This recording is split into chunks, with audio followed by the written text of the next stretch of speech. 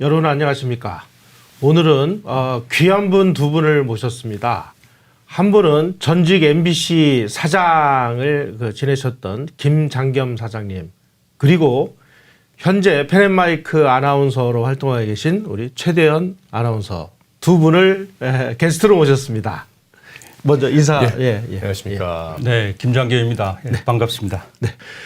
지금까지 가짜 바벨탑을 유지하고 운영하는 데 있어서 앞장섰던 사람들이 바로 누구냐? 이 KBS, MBC 같은 이런 공영방송이었습니다. 그 공영방송에서 지난날 무슨 일이 벌어졌을까요? 바로 그 부분을 김장겸 사장님께서 이 책을 통해서 적나라하게 말씀을 하셨습니다.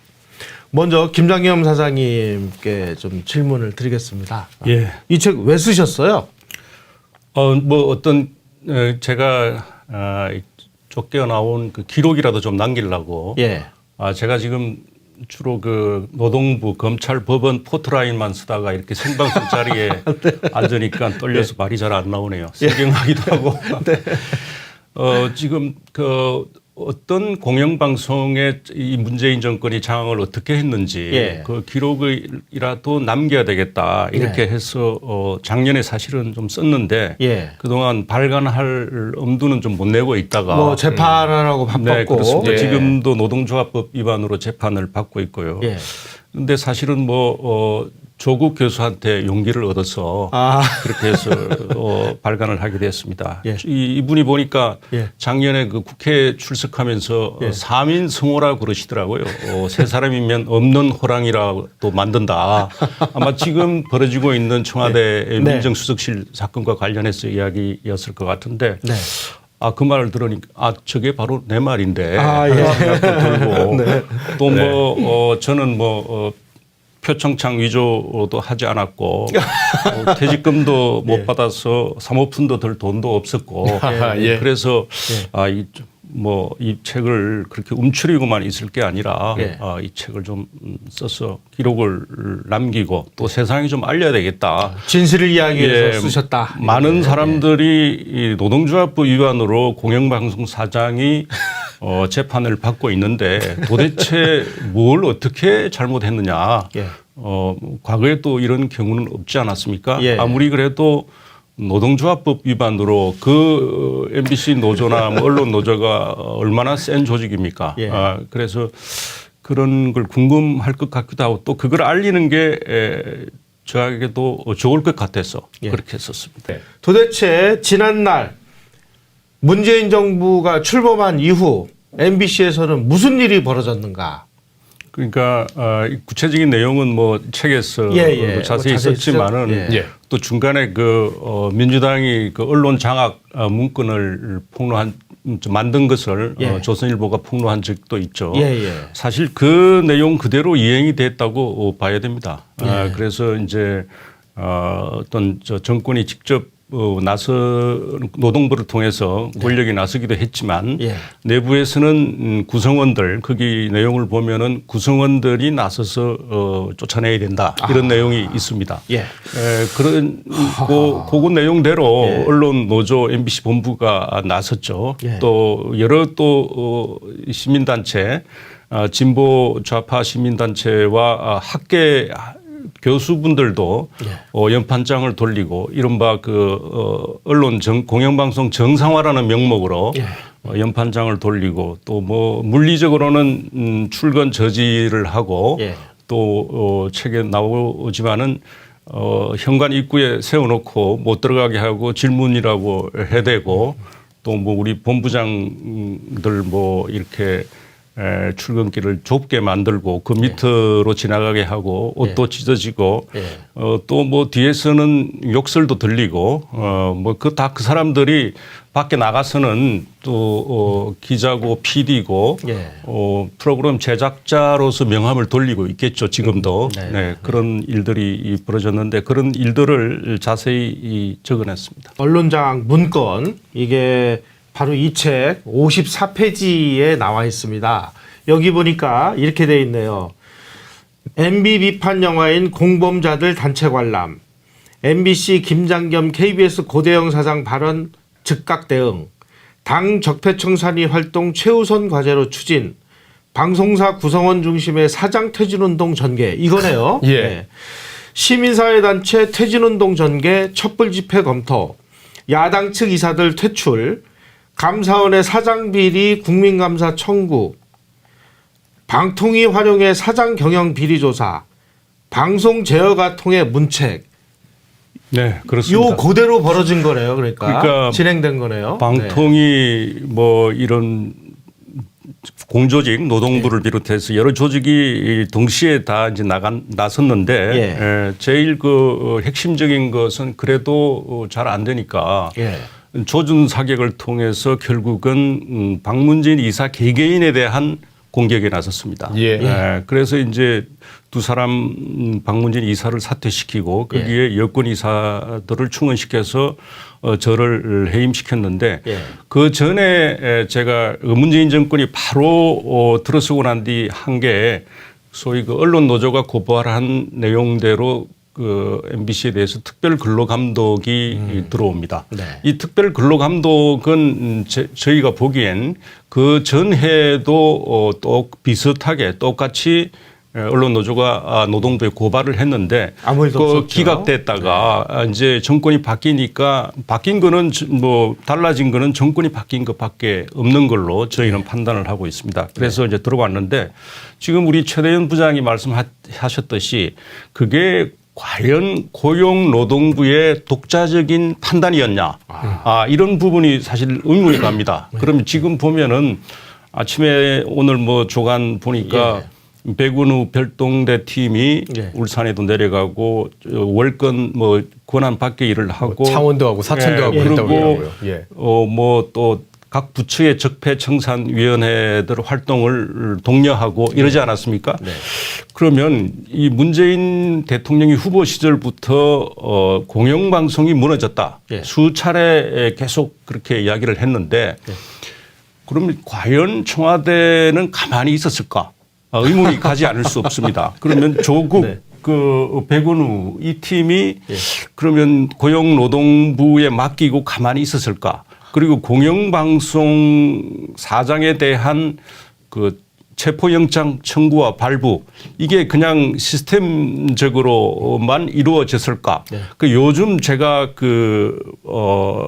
이렇게 언론 보도를 보면서 더는 의문이고 보이지 않는 손이 그렇습니다. 뭔가 작동한 걸로 그렇습니다. 봐야 되겠네요. 예, 그렇습니다. 그리고 그렇게 제가 의문을 가지는 게 합리적 의심이 아닐까 그런 생각이 듭니다. 그래서 이제 제가 뭐 재판 과정이나 혹은 그 책에도 서술을 했지만 그 특별 근로감독 그 조사에 이제 서면 조사를 서면을 제출했는데도 불구하고 현직 공영방송 사장을 계속 나오라고 해서 물론 뭐 밑에 담당 임원들이 다 가서 조사를 받았죠. 그래 이제 뭐 언론 자유의 훼손이 될 가능성이 있다고 해서 안 나가니까 결국 체포영장을 청구하고 발부했지 않습니까?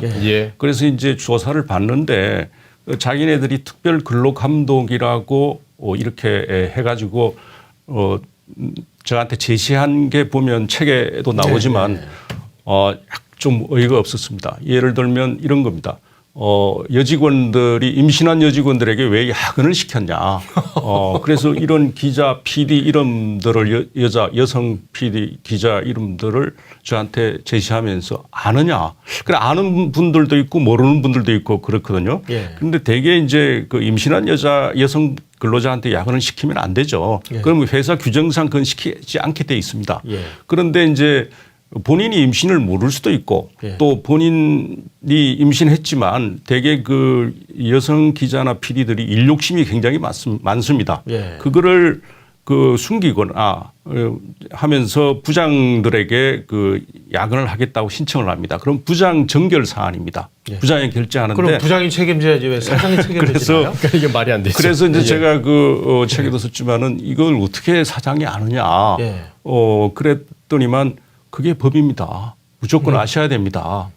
그런 답이 돌아왔고요. 아니, 전결까지를 네, 사장이 그렇습니다. 알아야 될 그 의무와 책임이 그 전에 뭐가 결제 있나요? 끝나지 않습니까? 이거는 완전히 그냥 뭐 표적으로 삼아서 그렇죠. 아예 그냥 뭐 잘라내려고 작정을 하고 네. 왔으니까 뭐 그런 얘기를 그래서 하는 거 아닌가 싶네요. 제가 궁금한 게 그 여성분들이 저를 고발했습니까? 이렇게 물어보니까 아니라는 거예요.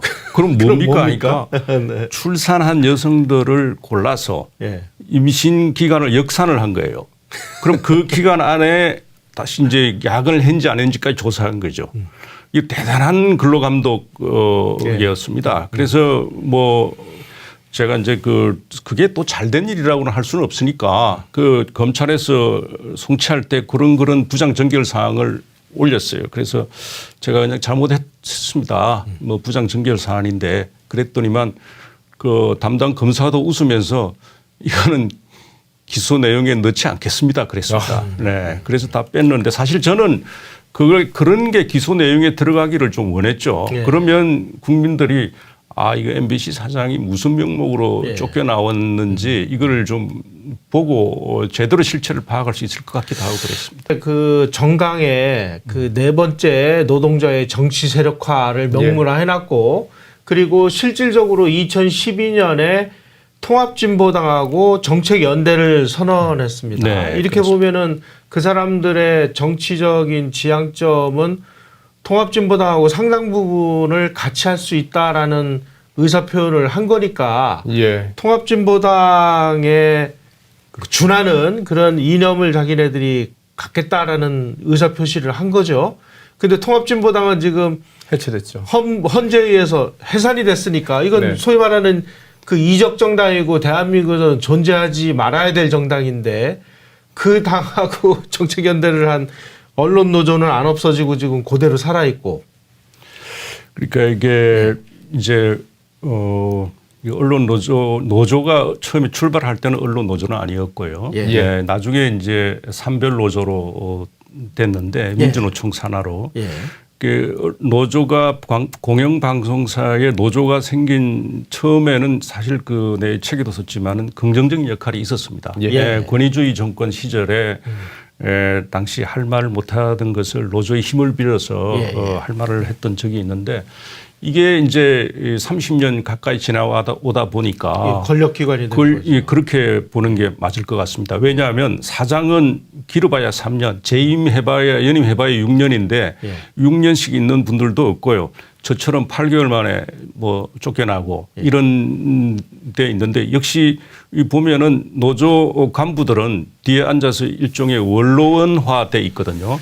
그러면 이게 어떻게 보면은 참 슬픈 이야기인데 머리 좋은 기자나 PD들이 뭐 자기 그 색깔에 맞아서 노조에 들어갈 수도 있지만 이게 눈치를 봅니다. 이게 MBC, KBS에서 네. 자기가 출세하려면 어떤 길을 가야 이게 기회주의자들이네요. 뭐 네. 일종의 그 쇼컷으로 갈 수 있는가 예. 혹은 중심 세력에 들어갈 수 있는가 이래서 어떤 경우를 보면 전혀 뭐 노조 간부야 돌아가면서 하는 경우도 많지만 그래도 저 사람은 노조 간부를 하지 않을 것 같은 사람인데도 자기가 자원하는 경우도 봤거든요. 예. 그래서 그런 경우는 이제 뭐 제가 그 사람 마음을 파고들었지는 않았지만 이게 실체를 파악한 거죠. 이게 그래서 여러 가지 이제 그러다가 진보 정권 하에서 사실상 노사 동일체의 경영진이 들었으면 그게 굉장히 큰 힘을 받을 거 아니겠습니까? 네. 그래서 인사나 뭐 혹은 이런데 뭐 특파원을 간다든지 이런데 예. 굉장히 유리하게 작용할 가능성이 높으니까 그러다 보니까 이게 뭐 이 사장의 영이라든지 경영진의 영이라든지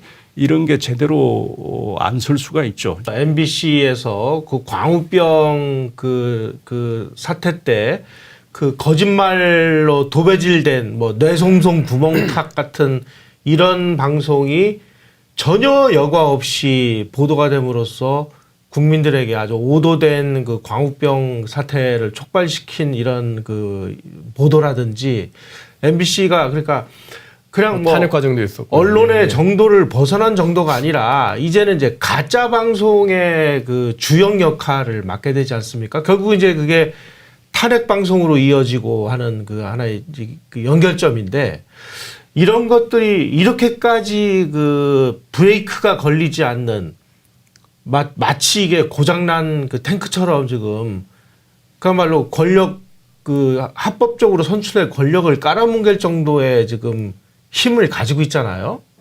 도대체 이거를 어떻게 우리가 지금 제어를 해야 되느냐 하는 좀 현실적인 문제가 지금 있는데 이게 가장 그 언론사라면 예. 가장 근본 사실이냐 아니냐를 따져서 사실만 방송해야 이게 언론인데 지금은 가짜 방송을 하고 있잖아요. 이념 이제 이 팩트보다는 이념이 앞서는 그런 현상인데 사실은 좀 뭐 구체적으로 살펴보면은 가장 기본적인 게이트키핑 기능이 무너져서 그렇습니다. 그러니까 그 게이트키핑도 못하게 막는 거죠. 그렇죠. 언론 노조가. 제가 그 책에도 썼지만은 그 뭐 이렇게 일선 기자가 쓴 거를 데스크가 데스킹을 하고 그다음에 부장이 다시 한 번 더 보고 그래서 오류나 보완 뭐 혹은 일방적인 시각을 좀 이렇게 여러 가지 다듬고 이런 현상이 있는데 그 언론 노조가 제가 정치부장 시절에 그 언론 노조 간부가 하는 행위가 이 책에 들어 있는데 부장님 제가 이제 차장이 고치고 난 뒤에 제가 본 줄 알았는가 봐요. 그 언론 노조 사무실에서 보고 있다가 부장님 이렇게 고치면 안 되죠. 라고 와서 자기가 사장인 모양이죠. 자기가 부장 편집권 침해인데. 그러니까 그런 기본적인 편집권이 보장되지 않으니까 이런 소위 그 여러 가지 오류 그 이런 게 여과 없이 방송되고 자기 이념에 맞는 거는 왜 보도되거나 방송되지 않게 왜 막느냐 이러면서 항의하고 집단 행동에 들어가고 하면 그거를 견뎌낼 수 있는 간부들이 실제 많지 않습니다. 예, 근데 또 그 면면에 흐르는 것은 역시 이중잣대입니다. 이중잣대와 내로남불. 그러니까 아주 기본적인 예를 들어봅시다. 그 제가 보도본부장 시절에 그 여기 물론 책에도 있지만 뉴스데스크가 하루 2.8%를 기록했습니다. 사상 초유의 일이었습니다. 그런데 시청률이라는 게 이 일정 기간 이제 이렇게 좀 평균을 내야 되지만 근데 그걸 가지고 계속 그 기자협회장이라는 친구가 뭐라 그랬냐면 뉴스데스크를 폐지해야 된다고 그랬어요. 지금은 더 떨어지지 않았습니까? 네. 그래서 지금 그 말씀 드릴게요. 그 이제 사장이 됐는데 제 사장 해임 사위에 박문진이 그걸 또 들었습니다. 근데 그러면 지금 사장은 뭐 지금은 저 시베리아로 귀양 보내야 되겠네. 1%로 떨어졌으니까. 1%를 수없이 기록했지 않습니까? 여러 차례 기록했는데 거기 관련해 가지고 그 기자협회장이 뉴스데스크를 폐지해야 된다고 말했다는 이야기를 들어본 적이 없고요. 피켓 시위를 저 있을 때 한 적도 없고 그리고 아니 지금 뭐 그게 기본적으로 이 언론 노조나 그런 기자협회장이나 이런 면면이 가지고 있는 생각이 이중잣대 이게 아니냐. 그리고 그 사람들이 그럼 그때를 생각하면서 지금 자기 가족이나 친구들한테 정말 부끄럽지 않을까 그런 생각을 하게 됩니다. 제가 이 책 저는 뭐 정말 정광석화처럼 아주 재밌게 잘 읽었습니다. 이 책을 보면서 좀 느낀 것 중에 하나가 그 MBC 이 그 동료 선배 후배들에 대해서 많은 안타까움을 표시한 내용들이 여기 있더라고요. 다시 말씀드리면 어떤 이념에 편향돼서 활동하는 사람들도 있는 반면에 자기의 어떤 출세를 위해서 저 사람들하고 결탁을 해서 그 뭐 기사를 막 왜곡한다든지 사실관계를 막 뭐 바꾼다든지 누락시킨다든지 하는 일들을 그야말로 정말 파렴치하게 하는 이런 그 언론인들의 이야기 이런 걸 담담하게 쓰셨던데 이거 제가 이제 앞서서 또 여러 가지 이중잣대에 대해서 설명을 드렸지만 그러니까 그 사람들이 꼭 이념에 이렇게 준해서 자기 소신에 준해서 행동하면 차라리 낫겠어요. 그런데 뒤로는 기회주의자들이 너무 뒤로는 양다리군요. 인사 관련해서 소위 보수 정권의 핵심 실세들한테 이야기를 하고 그래서 제가 전화를 받은 적도 있고요. 근데 내가 질책은 하지 않았습니다. 뭐 저는 뭐 그냥 그렇다는 사실을 이야기했을 뿐이지 그걸 인사민원을 이야기했다고 안 할 게 그런 말을 안 할 게 뻔할 거 아니겠습니까? 그렇지만 뭐 이념이 뭐 좌든 우든 떠나서 자기 출세를 위해서 너무 그 소위 언론인답지 않게 그렇게 한 사례들을 볼 때 좀 씁쓸한 감이 있습니다. 또 한 가지 제가 이 책 보면서 아주 흥미진진하게 봤던 부분이 문재인 대통령이 대선 후보 시절 MBC라든지 언론에 대해서 뭐 이야기를 하면서 그 MBC의 특정한 세력들을 아주 열심히 그 후원해주고 뭐 이러는 바람에 그렇죠. 격려했죠. 예, 아주 그 이후에 아주 심각한 일들이 많이 벌어졌다 하는 내용들이 지금 여기 있는데요.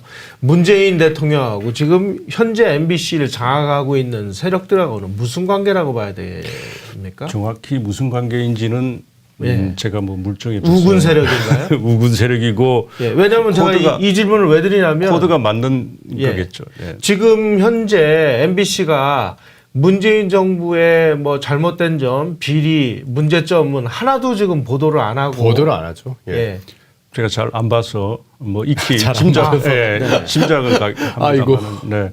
근데 이제 문재인 대통령이 후보 시절에 저희 그 민주당 후보들 안희정 후보라든지 여러 사람을 그 자기네들의 요청에 의해서 그 내용도 책에 상세히 기술이 되어 있는데 그 출연을 해서 생방송 중에 공영방송 MBC가 무너졌다고 도발을 합니다. 그래서 뭐 무너졌다고 무너졌다는 거는 자기네 인형 코드하고 맞는 사람들을 안 쓰고 그런 취지죠. 그랬다는 얘기겠죠. 그렇습니다. 그리고 제 작년인가요? 방송의 날 뭐 현장에서 저 연설할 때도 문재인 대통령이 과거 이명박 박근혜 시절에 공영방송이 무너졌다고 다시 한번 이야기하는 걸 제가 기억합니다. 그래서 뭐 그런데 본인이 무너졌다고 하는 기준이 뭔지는 모르겠습니다. 그럼 이제 저한테 그렇게 공격을 하던 시청률이 그러면 좋아졌냐? 시청률이 더 떨어졌지 않습니까? 네. 저 공격할 때 애국가 수준의 시청률로 뉴스데스크가 떨어졌다고 언론 노조나 뭐 그런 좌파 단체에서 계속 그 매체에서 공격을 했는데 그럼 그게 올라갔냐? 아니 더 떨어진 거 아닙니까? 그리고 그 사실 이게 공영방송이라는 게 그 KBS나 MBC가 국민의 재산 아니겠습니까? 국민의 재산이 연간 지금 1,000억 원 이상 KBS도 비상경영 들어갔지 않습니까? 이렇게 탕진하고 있는데 그럼 이게 바로 선게 이건가? 이런 게 저 의문이 들 수밖에 없고요. 또 중요한 것은 그 당시에 그러면 이 저 공영방송 경영진을 제대로 중립적인 사람으로 세우겠다고 방송법 개정을 밀어붙이지 않았습니까? 민주당이 야당 시절에. 그런데 문재인 대통령이 되고 난 뒤에는 어떻게 했습니까? 아니 그러면 소신 없는 사장이 될 수도 있다고 말을 합니다. 그래서 한 입으로 두 소리. 그래서 그렇게 뭐 때를 지어서 방송법 개정하던 분들이 지금 조용해요. 방송 개정을 막고 있죠. 그렇습니다. 그러니까 이게 우리가 그 관계를 짐작할 그러면 문재인 대통령의 공영방송을 세우고 그 사람이 말하는 공정보도는 어떤 건지 이게 뭐 우리가 짐작할 수 있는 거죠. 그래서 아까 앞서 말씀드렸지만 그럼 과연 청와대가 아무 역할도 안 했을까 이런 합리적인 의심이 드는 거죠. 아니 문 대통령이 후보 시절부터 계속 공영방송이 무너졌다 반복해서 이야기를 하는데 청와대는 그래서 아무 역할도 안 했을까요? 그러면 노동부가 사실 자기들이 이렇게 해서 뭐 이렇게 체포영장도 하고 뭐 이렇게 했을까요? 혹은 방통위가 뭐 방문진에 저 책에 나오지만 압박을 합니다. 검사를 뭐 보내고 검사 의원들을 보내고 감사를 하고 하는데 그런 게 과연 자율적으로 이루어졌을까요? 하는 합리적인 의심이 드는 거죠. 이거 언젠가는 밝혀지지 않을까. 그래서 사실 이런 그 진실을 위해서 제가 사표를 쓰지 않고 해임을 당한 나중에 그 사표를 쓰게 되면 이게 뭐 본인이 사표 썼는데 무슨 소리냐 그렇게 또 주장할 바 싶었어요. 말레드마님께서 댓글창으로 뭐 우파는 투쟁력이 없다. 왜 싸우지 않냐 그런 얘기 하시는데 싸워서 이렇게 된 겁니다. 싸워서 끝까지 싸우다 보니까 퇴진 안 하고 싸우니까 잘리고 퇴임하시게 되고 이런 일들이 지금 벌어지는 그러면 겁니다. 김장현 선생님은 해임 당하셨으니까 예. 그 퇴직금도 못 받으셨어요. 받고. 퇴직금도 못 받으시고. 지금도 이제 뭐 이 사장 때 것뿐만 아니라 예. 그 전에 보훈부장 예. 때까지 이 받지를 못했는데. 그럼 어떻게 먹고 살고 계세요? 예, 그래서 뭘 좀 책이 좀 많이 펴내야 되겠네. 예.